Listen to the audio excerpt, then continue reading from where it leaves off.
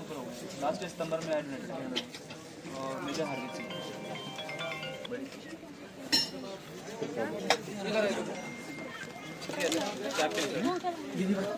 आ गई है। लेफ्ट में वाला देखो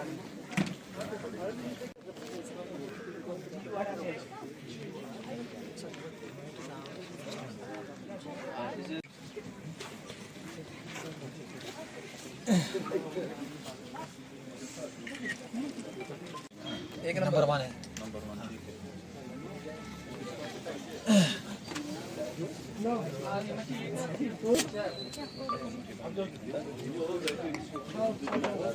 स्टूल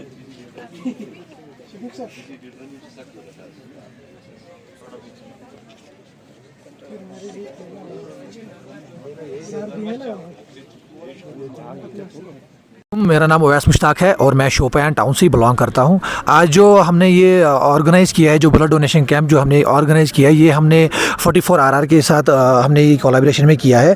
आज हमारे यहाँ बेसिकली मोटिव ये है कि हम ज़्यादा से ज़्यादा ब्लड डोनेट करें और जिनको एमरजेंसीज़ में ब्लड ज़रूरत पड़ता है तो उनको वो चीज़ें मिले, चाहे हॉस्पिटल्स में हो, चाहे अपने डिस्ट्रिक्ट हॉस्पिटल्स में हो या अदर डिस्ट्रिक्ट में, ताकि कोई इस वजह से किसी को सफ़र ना करना पड़े। इसलिए हमने ये इनिशिएटिव चलाया है।